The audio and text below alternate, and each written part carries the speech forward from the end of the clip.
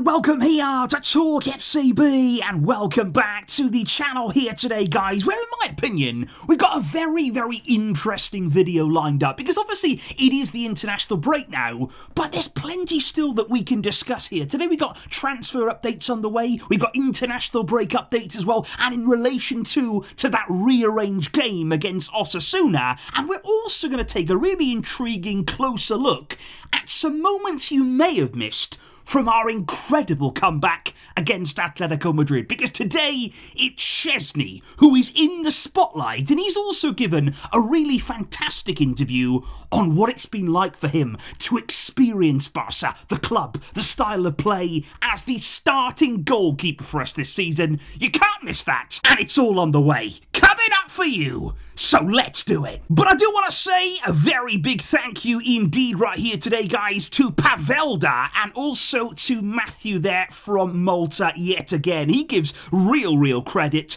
to Hansi Flick in the comeback against Atleti because of the really clever use of subs. That's not the first time that we've seen that from Hansi Flick this season. And also big credit to Inigo Martinez, not only for the defensive display, but for the assist to that all-important goal at 2-1, which was struck home by Robert Lewandowski. But let's kick off right here today, guys, with this Pedri situation, because a lot of people have been asking me, look, what is Pedri doing on Instagram? You know, what does this post mean? He actually posted there quite a cryptic message, and it was sort of joined there by quite a dramatic picture. You know, it's black and white, it's all a bit scary, and he basically said there, I've been thinking about going on the market. You know, what on earth does that mean? Many people read that and probably dropped their phone. They were petrified about Pedri going on the market, leaving Barca.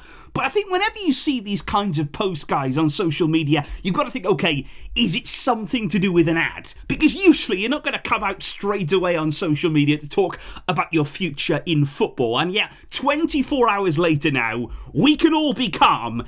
It was an ad. It was an advert there for Decathlon, that's a sports store there in Spain, so it's nothing at all to do with his future at Barca. He is not going on the transfer market there. He's going on the market to browse for sports items or whatever he is advertising there. So Pedri, don't worry about his future. It was a bit scary. You don't like to see that there. I'd rather avoid those kinds of posts, but he's renewed at the club, of course, long term. Every single one of his teammates right now, they are loving playing alongside him. Yamal actually said this week Pedri is the most talented player in the whole Barca squad. And of course, don't forget, he is one of Hansi Flick's absolute favourites.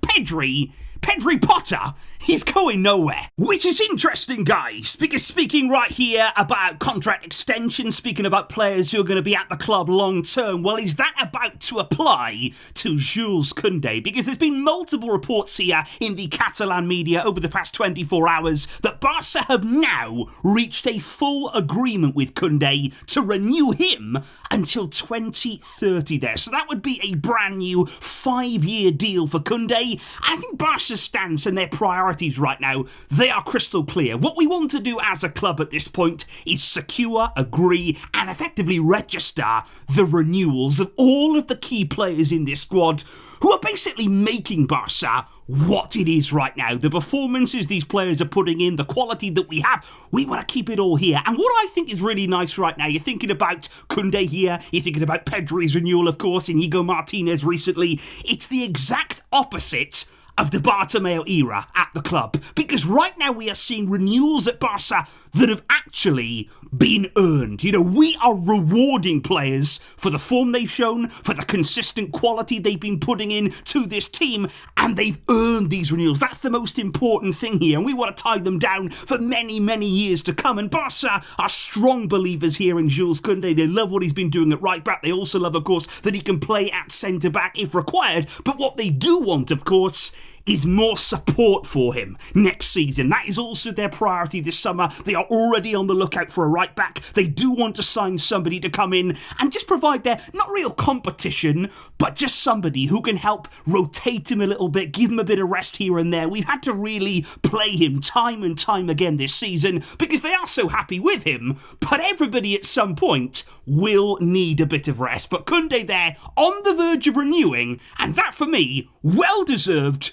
and fantastic news. But indeed, guys, now we must move on to the topic here of this Barca versus Osasuna game yet again. We, of course, spoke about this on the channel yesterday, and there is still big debate going on there in the media, within the clubs as well. Barca and Osasuna, they're both unhappy. Neither of the clubs there want to play this game a week on Thursday. But as of right now, it is happening. According to La Liga, that is their idea. So let me just throw out a few things here, thinking about the international break, that are worth considering right now. Because let me tell you that if Raphinha just happened to be booked against Colombia in Brazil's game against them on Thursday night, he would then be suspended for Brazil's last game of the international break. So he would then perhaps travel back to Barcelona. If he was going to miss that second game anyway, if he couldn't play, he may indeed come back early, and if he did that, he would actually be able to play against Osasuna. But of course, guys, if he has to play that second game, there is no chance there, because Brazil's next game after that is on Tuesday night. You think of the long flight back from South America, no chance at all he's going to be playing for us there on Thursday. So in order for Raphinha to have any chance of playing, he would need to be suspended for Brazil's second game. But let me just say, guys, I'm not suggesting here he's going to intentionally do that, because let me also point out, Brazil's second game there, an important World Cup qualifier, it's also against Argentina. So that is a massive, massive game there for your country. Of course, he's going to want to be involved in that game. I'm not saying for a single second that he's going to try and get booked. But, you know, things can happen. You know, you can pick up bookings, you can pick up cards that maybe you don't expect to, that maybe you're not even warranted. So let's just keep an eye on what happens with Raphinha. A lot is going to be decided over the next few days. And of course, for Barca, he is such a key player. So let's wait and see. And it's also very interesting in terms here of Lamine Yamal as well, because he's in a very similar situation. If he was to receive the yellow card in the first leg there of Spain against the Netherlands on Thursday, he too would be ruled out of Spain's second game of the international break there, which would be the second leg of that game, which is the Nations League quarterfinals. Now, in my opinion, that is much less important there, much less significant than what's happening in South America. You know, out there right now, they're playing World Cup qualifiers. It's Brazil against Argentina, Brazil against Colombia. These are big games. You know, then we're talking about the Nations League, which, let's be honest here, they are glorified friendly matches. You're not qualifying for anything. It's not a big deal. It's a made-up, invented tournament that if Yamal picks up another card, he will not play in that second game, and then maybe he would return to Barca as well. So those things there are just something to bear in mind. But I also want to talk today, guys. An interview is on the verge here of coming out with Sport, who have been speaking to Lamine Yamal, and what he actually said today was, we at Barca, we are favourites to win the Champions League. We are not afraid of any team. And he also said, we're different from last year. We know what happened against PSG. We know that we were knocked out.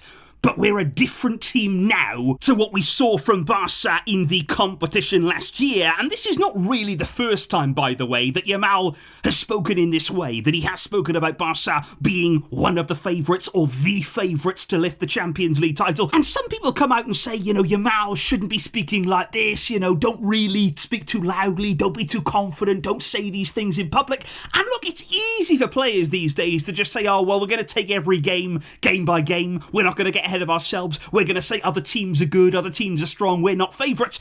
But I like the confidence. I actually like the fact here we've got a young player, 17 years old, coming out and saying we can win, or even we should win. He is happy to accept that responsibility. He is happy here to have all of that pressure, and he has shown, and every single Barcelona player has shown, they can deal with that kind of pressure. They do not mind being favourites. They understand the situation. They understand the kind of team they are. And all that I'm hearing from this is we have belief. We know we belong. We know what we're capable of. And if we perform as we know we can win it. And I like the fact here that Yamal is open in saying that we've got lofty ambitions. We've got real aspirations here in the Champions League. And believe you and I, we can do it. However, However, guys, speaking indeed about the ability of this Barcelona team, I would love to take a closer look at some of the really intriguing moments there, behind the scenes, really, of Barca's comeback against Atletico Madrid, because obviously their movie star in Spain, they sort of have these cameras dotted around the field. They can pick up there some of the audio that's going on between players, and it's really fascinating in a game like this to see how things unfolded out there on the field. For instance, right here, what you can see here is Lewandowski, after the first goal that Barca there had scored, he's actually telling Pedri, look elsewhere. Look for other teammates on the field. Don't just pass to me. And I think that was really interesting, actually, for Lewandowski to go to Pedri there, to go to the midfielders of Barca and just say, look, I feel as though I'm being really tightly marked. He wasn't getting a whole lot of joy, apart from the goal, of course, against Atleti. They were surrounding him, so he effectively told them, look for who is free. Don't go for me. Look beyond me. Look away from me. And, of course, we saw then on the second goal, Raphinha picking out that run of Ferran Torres, who had managed to find some space, and he finished it off absolutely brilliantly, guys. And have a look at this as well right here. This, of course, is Lamine Yamal, the incredible celebrations that we saw as a team. He scores, then he takes off his shirt, and first of all, who does this remind you of? Yamal there, taking off the shirt, last-minute winner, celebrating there in front of the fans, and then walking back from that with the referee next to him, putting on his shirt. Does that remind you of anyone? Have we seen this kind of scene, this kind of feeling before? I think that we have. I think that we all know exactly who that reminds us of. What I thought was also, though, really funny is when Yamal is walking back, putting his shirt back on, he can see the referee is going to book someone, and he was actually surprised at first that it was him. He actually said to the ref, you know, what have I done? And then he realised, oh yeah, I took my shirt off. I celebrated quite wildly, and he was happy then to accept the yellow with a smile. So Yamal just taking everything in his stride. And I also loved as well, thinking about celebrations here, Ferran makes it 4-2. Everybody again goes absolutely crazy. It was wonderful, really, that we scored another goal in the latter stages of that game. And then Gavi, instead of celebrating with everybody else, he sprints over to the bench and he actually jumps full on there on Hansi Flick. And to see the two of them absolutely delighted, loved the embrace there. Flick actually picking Gavi up with a big smile on his face. That is what you want to see. So bear in mind here, everybody is going crazy at this point. There's wild celebrations. Everybody there jumping around, really enjoying and soaking it up. Then it cuts to Szczesny. Look at him! Look at the guy there! It's the 97th minute of the game. We just scored to make it 4-2 away at Atleti. Szczesny is leaning against the post. He's having a drink, he's having a look around, he's having a few deep breaths. Not a care in the world. And remember, guys, this is his character. We have heard from inside of the Barca dressing room, this is a guy who doesn't get too down when things are not going well. You know, at 2-0 down, he wouldn't have been panicking. He wouldn't have been getting down on himself or his teammates. And also then, in the same breath, in those really high moments, in the jubilant moments, he doesn't get too ahead of himself either there. He is that calming influence at the back. This guy is simply unmoved. And what I also liked as well there, the final whistle goes, he actually turns around, just gives a little thumbs up, a little clap there, a little thumbs up to the Atleti fans behind the goal. No doubt all throughout that second half they were giving him a lot of stick.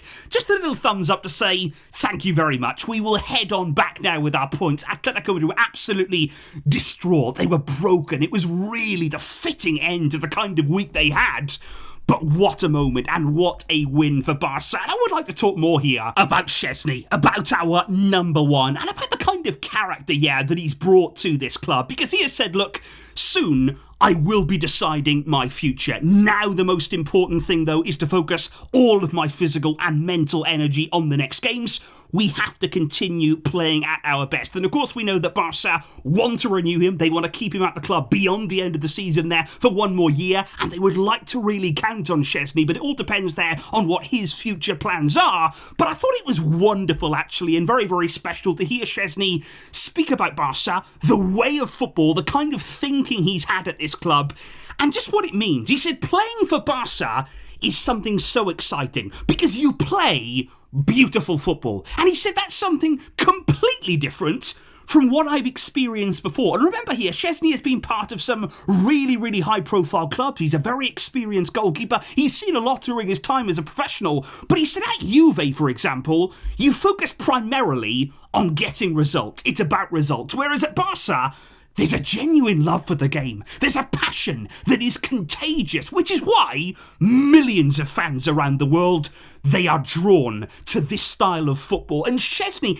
ever since he arrived, and even going back many, many years here, he's genuinely always admired the philosophy at Barca, the way of playing, the way we see football at this club, because he wasn't lying. Back in 2015, he was actually playing for Roma there in a game I went to see live. Barca won the game 6-1 in the Champions League, and it was amazing, by the way. Every single goal, it was spectacular. There's nothing that he could have done, and he actually came out after that game and said, look, I know that I was playing goal for Roma on that day, but I still appreciated what I saw from Barca. He said they were ridiculously good. As hard as it is to lose a game 6-1, it was beautiful to watch though, because we played against a team from another planet. So Szczesny here has always admired that Barca style of play, and what's incredible now is that he's a part of it. He's living it every single moment here, and he is a big, big piece of this team right now. And again, he was asked, are you at your best? Is this your best level, your best moment at Barca? How are you feeling right now?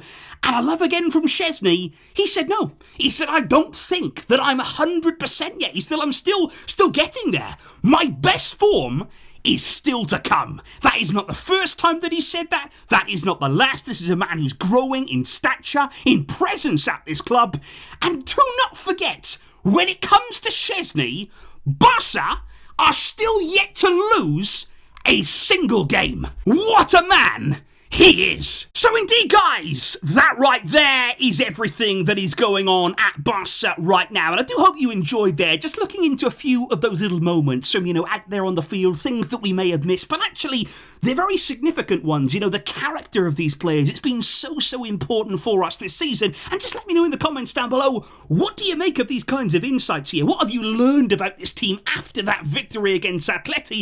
And what do you make of Szczesny's presence, the way that he handles things, the way that he does stay very calm, very cool, no matter what the situation. I'm really eager to know all of your feelings down below, guys. I will see you soon. The videos will keep on coming, and I really, really appreciate all of your support. Thank you indeed for that. But until next time, as always, Wojciech Szczesny.